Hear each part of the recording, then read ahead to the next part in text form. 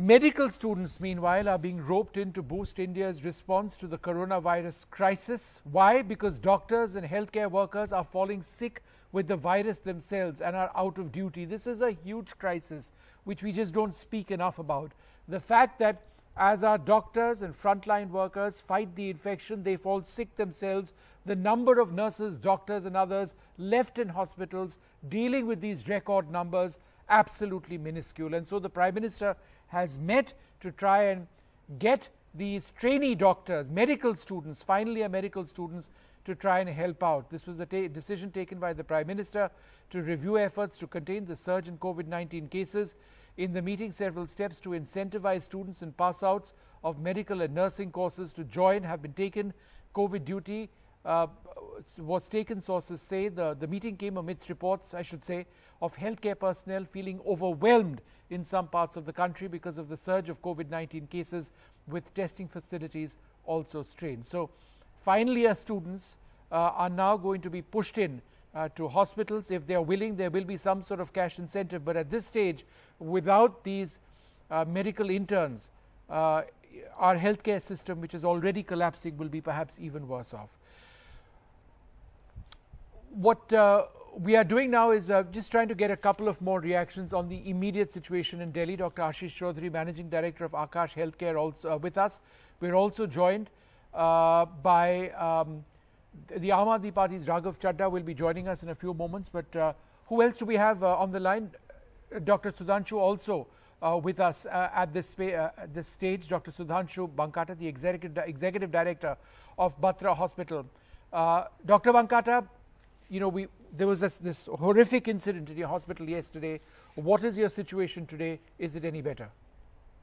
Well, actually, today we are a bit stable. But then yet again, the oxygen that we have is probably going to last till about 8 or 9 a.m. in the morning tomorrow. So it's again going to be maybe a sleepless night, and tomorrow again we have to get up early and start contacting people for our quota of supply. Dr. Chaudhary, what's the situation at Aakash Healthcare? So here we have almost more than 250 patients being treated for COVID, and around 50 patients are admitted in ICU, and lot many patients are on high floor. So since last 1 week, the situation has been the same. Almost every 8 hours we have to run after all the agencies and try and get as much quantity for us. Our primary and secondary vendors are not complying with the orders issued by the authorities. But for last 24 hours, since last night, only 2 refillings have happened. That is half a ton of liquid oxygen. And for last 36 hours, we only received 5 cylinders on SOS basis. So, and our requirement is more than 5 tons, 5 metric tons, and approximately 100 to 150 cylinders a day. So you can imagine how it has to be managed. Now, as we speak, we are left with only 1 or 2 cylinders, and we are trying to, put all the central line pipes, whatever cylinder we are left on, on multiple patients, and try and manage whatever best possible in the current scenario. That's just astounding. Dr. Shishir Paul, the Clinical Director and the Head of Department of Pediatrics at Madhukar Rainbow Children's Hospital in Malviya Nagar, joins us. Dr. Paul, this morning you had just an hour and a half left. What is your situation now? The situation is better now. We have received supplies which I think will go on for the next 12 hours or so. And we are struggling to see us through the morning. We are in contact. Our administrative officers are everybody in contact, and we are contacting all the contacts. But we have got we need around 100 these days, 100 of them. And sorry, so you need 100 cylinders? Is that what you're saying? Yeah, about 100 cylinders. Normally our consumption used to be 10, 12. But these days with this COVID load and ventilation, we are needing around 100. How many metric tons is that, doctor? I can't tell you exactly because so 100 cylinders, and you need 100 cylinders daily, right? Yeah, almost. And how many have you been getting in the last few days? Actually, at a time we get 20, 30. Like we replenish our stocks from time to time. But for last 2-3 days we are still getting some regular. But today again morning we had problem, and we are constantly just struggling. But this morning we almost ran out. But then again, by the time Dr. Paul, who are the patients in your hospital who need Yeah, this oxygen? we have both types of patients. We have COVID ones and non-COVID ones. Like this morning, we had at that time we had about 77 patients, and 24 are they children? of them Are all of the patients no, children? all of them are not children. There are some mothers also, few other adults also whom we have taken during the COVID time. Normally we don't admit, but we have few adult patients. Some mothers are also sick, down with COVID. Two of them are on ventilator and two of them are on BiPAP. And also we have other non-COVID patients, total 7, 8 on ventilator and 2 on BiPAP and 2, 3 on high flow. And about 12, 13 patients who are on normal oxygen, which we give normally around 4, 5. Dr. 5 Paul, does liters this per minute. include young children, very young children? Yeah. How old are they, both sir? children and adults both. Yeah. How old are some of the children? In COVID, smaller children are not needing it, but we have newborn babies, non-COVID, who are being ventilated. They are all a part of the hospital setup. We can't ignore them. They are normal. And I think 4 babies are being ventilated in the nursery. And there are 2 children who are being ventilated in the normal ICU, that is for problems other than COVID. Small babies are not under ventilation, but some of them are with oxygen and they are needing other care. There are 2 adult patients, one mother whom we had a very difficult delivery during COVID time, and she's on a ventilator. And so multiple problems going on. We need quite a lot of oxygen these days, but yes, the full supply we are not able to. No, that's just an astounding situation. Let me try and get a few more reactions, and we'll be joined by Raghav Chadha of the Aam Aadmi Party in a few moments. Dr. Bankata, is there any protocol that you actually have when you're running very close to running out of oxygen? I know I asked this because yesterday you went to manual ventilation, and people don't understand how difficult it is. It means that there is somebody physically pumping air into the lungs. Is that right? Yeah, it is the case. Well, the protocol, we don't expect to fall back on the protocol. What actually happens is that let's go step by step. First of all, we have to raise alerts in various WhatsApp groups. We also send 2 teams to the 2 different gas fillers that we have, the 2 suppliers. One is Inox in Surajpur, Noida, and the other is Goel Gas in Ghaziabad. This is Vijayanagar, Ghaziabad. So we send 2 teams over there. We try and plead with them. We try to get their vehicles moving from there. The tanker also, once it's at the factory, it takes time to get filled up. So our teams keep chasing that. In the meantime, we keep raising the alert, and I have been a part of the groups. Where this Akash hospital is also there. And I also keep noticing their alerts all the time. And not just them, it's almost every hospital that's running out every No, Dr. 2-3 Bankata, hours. we know this, and we'll keep reporting how, we get the same alerts because we monitor a lot of them as well.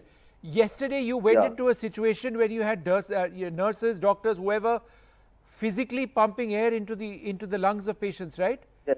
What is Yes, manual but we do ventilation? not Can you have tell it. us what manual ventilation means? The reason I'm asking is because it needs to be pointed out that a human being cannot manually pump air into somebody's lungs indefinitely. Yeah, see, it's with the help of the ambu bag that one is oxygenated.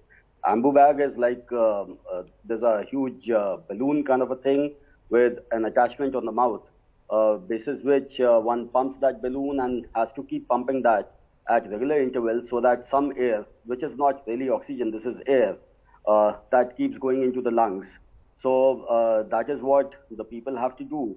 It normally takes around 2 people to do that, so that one takes over once one person gets really tired. But then we do not have enough staff in these situations. For how long were your people yesterday using this, the ambu bag, each person? How many hours did you use it? 1 hour, 20 minutes or more. 20 minutes a person, and how many hours in total were you on ambu bags? 1 hour and 20 minutes. 1 hour and 20 minutes per person, right? And how many patients? How many patients did you have to get onto the ambu bag? Yeah, these were around 30 patients that you we had had 30 patients on the ambu bag, and 2 people attending each ambu bag, because one person falls tired after 20 minutes. We could not. We do not have enough staff in any location to provide 2 people, which would mean 60 people. the total strength in the ICU at any given point would not be more than 30 odd people. So everybody had one's hands full with the patient. All right. That's just that's astounding. Raghav Chadha of the Aam Aadmi Party, who we frequently reach out to whenever there is an SOS call, joins us now. Raghav, we've got Ashish Chaudhary of Akash Healthcare, we've got Shishir Paul of Madhukar Rainbow Children's Hospital, and Dr. Sudhanshu Bankata of Batra Hospital. And I think the message is the same, that look, you know, even if we've got oxygen now, it's going to run out in a few hours. So what do you tell them? I mean, it's a common message that everybody asks. Vishnu, the situation is grim.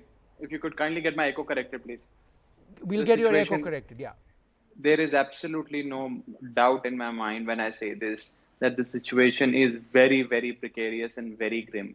We as a state government are raising an SOS. And we're raising this SOS simply because we are not getting oxygen supplies. The fact is that the government of India, and I'm not naming any political party, I will not name any political leader. I want to remain as apolitical in this discussion as I can, because it's a pandemic and we all must work together. However, there was an allocation made to us, which was in fact 50% of what we had demanded for. But what is being received by us in Delhi in actual terms through cryogenic tankers is 30% of what we had demanded for. So if you require 100, you get 30. Now, how can you satisfy with contentment 100 when you have only 30? The demand of oxygen in Delhi, even if I don't account for several nursing homes who actually require oxygen cylinders, etc., stands at 976 metric tons. We are receiving close to 300, 350 metric tons per day. I need 976. I'm getting 350. How do I bridge the gap? Right. And so how are you bridging the gap? So, what you see is that we give little oxygen to every hospital. What you do is that when we are maintaining our own SOS reserve stock, so whenever a supplier defaults, for example, in the case of Batra Hospital, yesterday the supplier defaulted. In the case of Vimhans, the hospital that you were just talking about a few minutes ago, the supplier, which is Linde, has defaulted and said that I will not be able to supply oxygen to you. Now, what do we do in such cases? We have created a small reserve stock for ourselves, so that whenever there is SOS, whenever there is a serious situation, we run our stocks. Now, what has happened is that SOS has become par for the course. SOS is actually filling in for regular supplies, so how much which SOS is not do you have left. Right, well, you mean right now in terms of reserves, in terms of oxygen? Yes. Well, I don't have the exact number at 7 p.m. How many SOSs do I have, or how much reserve stock do I have? I have few trucks flying on the streets of Delhi, which are the Delhi government trucks, which are carrying liquid medical oxygen, which will be first sent to the Delhi government hospitals, because that is the first commitment that we had vis-a-vis these trucks and these vendors.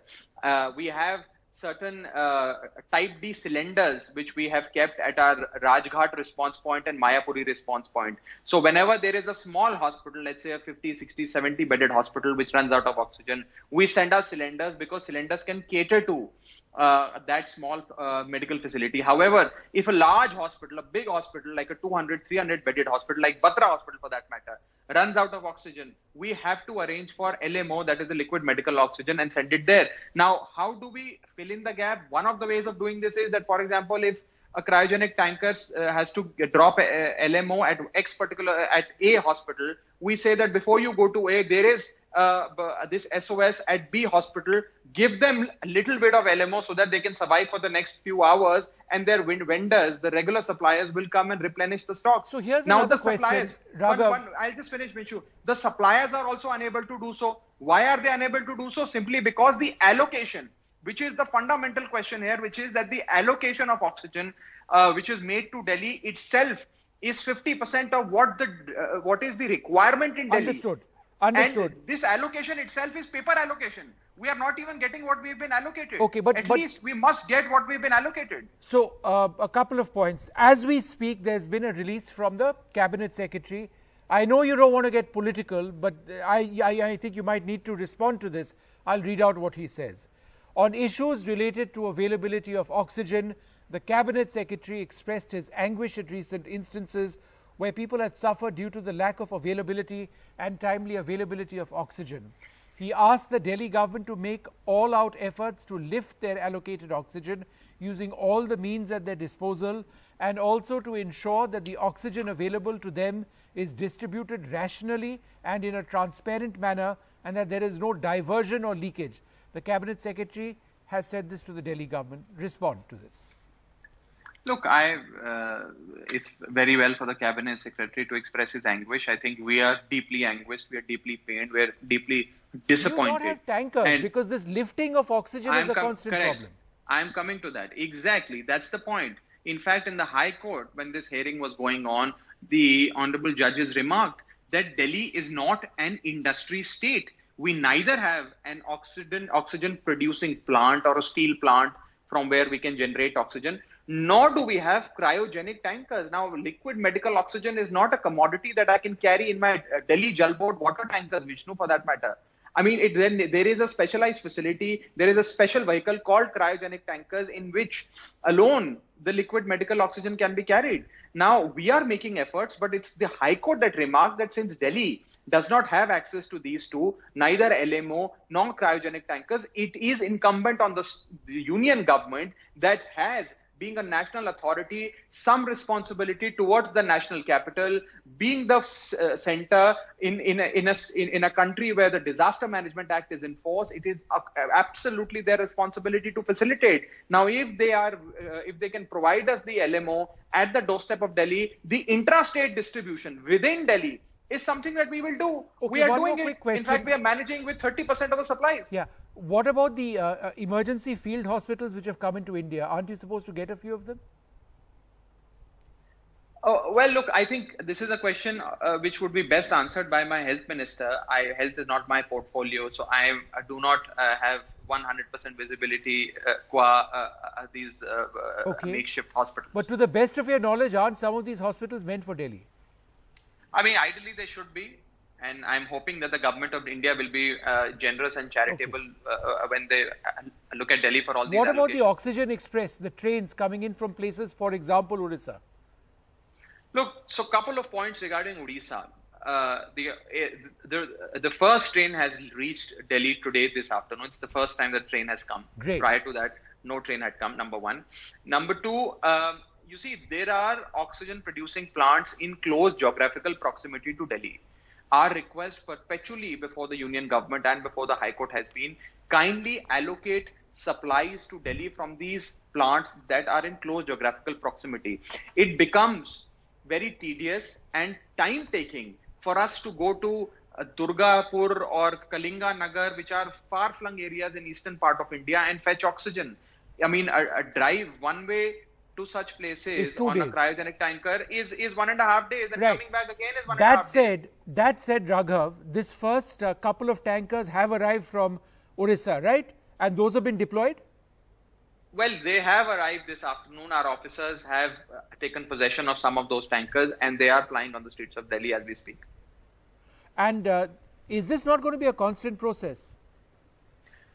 We do not, unfortunately, have much clarity on this, Vishnu. At least I do not have. Maybe my senior colleagues in the government may have some clarity on this. As far as I understand this, it's for the time being a one-time exercise. 6 cryogenic tankers have come of 20 metric ton each.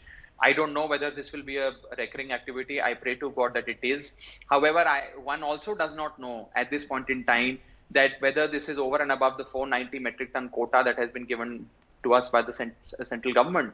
Our request again is, and Vishnu, let me say this without sounding political, that close to 18 states petitioned this high-powered committee of the union government headed by a bureaucrat called Mr. Guru Prasad Mahapatra, which allocates oxygen to each state. 18 states petitioned him saying that please give us oxygen, and here is the demand and the calculation of this demand for our state. Out of those 18 states, 17 states got as much oxygen as they demanded, in some cases more oxygen than what they demanded for. The only state that did not even get 50% of the oxygen that it demanded for happens to be the National Capital Territory of Delhi. Why would that be the case? I don't know. think it's anybody's contention that the government would deliberately want to do this? I don't know, Vishnu. I'm not privy to that. I'm not privy to the rationale or the reasons behind such allocation. Okay, well, look, let's just hope and pray that you get these emergency oxygen generating plants which have already arrived in the country, and let's hope that the gentlemen on this program in the next few hours can get at least a little bit of oxygen for their patients. I'd like to thank you all very much for being with us.